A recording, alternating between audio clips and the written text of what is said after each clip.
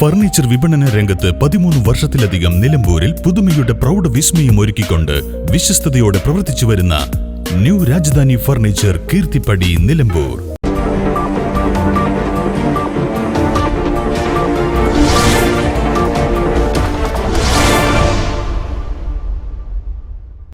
നിലമ്പൂർ നഗരവികസനം പി.വി. അൻവർ എം.എൽ.എയുടെ അധ്യക്ഷതയിൽ നടന്ന യോഗവും തീരുമാനമാകാതെ പിരിഞ്ഞു. സ്ഥലം വിട്ടു നൽകാൻ കഴിയില്ലെന്ന നിലപാട് യോഗത്തിൽ അറിയിച്ച കെട്ടിട ഉടമ ജനകീയ പങ്കാളിത്തത്തോടെ നഗരവികസനം യാഥാർത്ഥ്യമാക്കുമെന്ന് എം.എൽ.എ. നിലമ്പൂർ നഗരവികസനവുമായി ബന്ധപ്പെട്ട് 2 കെട്ടിടuടമകൾ കോടതിയെ സമീപിക്കുകയും സ്റ്റേ വാങ്ങുകയും ചെയ്തിട്ടുണ്ട്.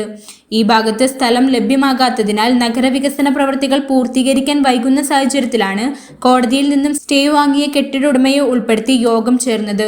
നാടിന്റെ വികസനത്തിന് സഹകരിക്കണമെന്നും നിലമ്പൂർ ടൗണിന്റെ വികസനം വർഷങ്ങളായുള്ള ജനങ്ങളുടെ ആഗ്രഹമാണെന്നും എം.എൽ.എ. പറഞ്ഞു.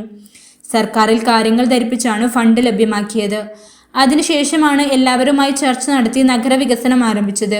പള്ളി കമ്മിറ്റിയും ക്ഷേത്ര കമ്മിറ്റിയും കുറഞ്ഞ സ്ഥലമുള്ള കെട്ടിട ഉടമകൾ ഉൾപ്പെടെ സഹകരിച്ചാണ് പ്രവൃത്തി മുന്നോട്ടു പോകുന്നത്. അതിനാൽ നഗരവികസനത്തോട് സഹകരിക്കണമെന്നും ജനങ്ങളുടെ ആഗ്രഹങ്ങൾക്കൊപ്പം നിൽക്കണമെന്നും കെട്ടിട ഉടമയോട് എം.എൽ.എ. ആവശ്യപ്പെട്ടു.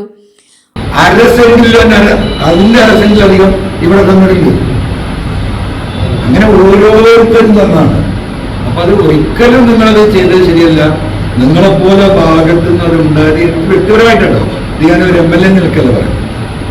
ആചാര മക്കളെടുത്തുനിന്ന് അങ്ങനെ ഒരു തീരുമാനം ഉണ്ടായത് സത്യത്തിൽ അത് എനിക്ക് അപമാനകരം, നമ്മുടെ ദീനിന് അപമാനകരം.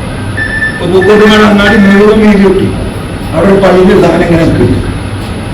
മരിച്ചാൽ കൊടുക്കൂല, മരിച്ചാൽ കൊടുക്കൂല. നാട്ടുകാർ മുഴുവൻ എല്ലാം തന്നു. ഇങ്ങനെ ഒരു പള്ളി. അപ്പൊ എന്താ അതിന് നേരെ അതിന്റെ കൂടുതൽ കച്ചവടക്കാരുണ്ട്.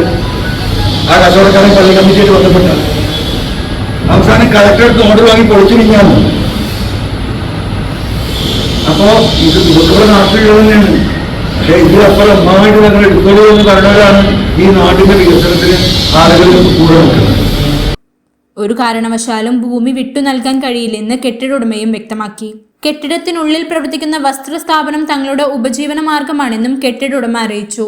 ഇത് പുതിയ നിലപാടല്ലെന്നും ആദ്യം തന്നെ വ്യക്തമാക്കിയതാണെന്നും അവർ പറഞ്ഞു.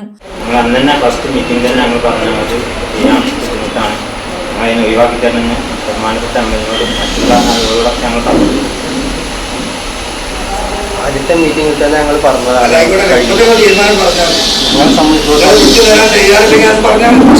ഞങ്ങൾ അങ്ങനെ ചെയ്യുള്ളൂ. കാരണം അതല്ലാത്ത രീതിയിൽ ഞങ്ങൾക്ക് നിൽക്കാൻ കഴിയില്ല. കാരണം ഞങ്ങൾ ഉപജീവനത്തിന് മാർഗം അത് ഞങ്ങൾക്ക് നഷ്ടപ്പെട്ടത് അതുകൊണ്ടാണ് നമ്മൾ പറയുന്നത്.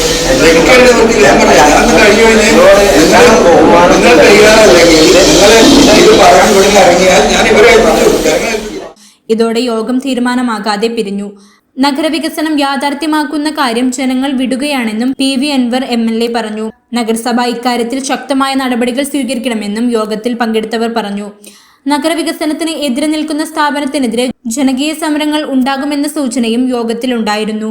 കഴിഞ്ഞ ആഴ്ച നഗരസഭ വൈസ് ചെയർപേഴ്സൺ അരുമ ജയകൃഷ്ണന്റെ അധ്യക്ഷതയിൽ നടന്ന യോഗത്തിൽ തീരുമാനമുണ്ടാക്കാത്ത സാഹചര്യത്തിലാണ് എം.എൽ.എയുടെ അധ്യക്ഷതയിൽ വീണ്ടും യോഗം നടത്തിയത്.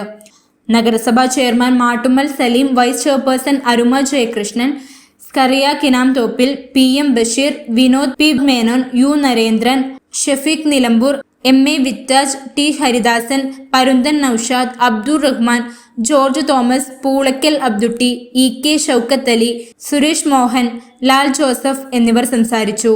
News bureau, Nilambur. BCA, BSW, BCom തുടങ്ങിയ ഡിഗ്രി കോഴ്സുകളിലേക്ക് അഡ്മിഷൻ ആരംഭിച്ചിരിക്കുന്നു. DPOL institute of science and technology, ഡിസാറ്റ്, നിലമ്പൂർ. നിലമ്പൂരിന്റെ ആതുര സേവന രംഗത്ത് ഡോക്ടർ കൃഷ്ണവേണിയുടെ നേതൃത്വത്തിലുള്ള പുതിയ മാനേജ്മെന്റിന്റെ കീഴിൽ അത്യാധുനിക സൗകര്യങ്ങളോടുകൂടി Devi Janani maternity and general hospital, Kaluthumkadavu, Nilambur.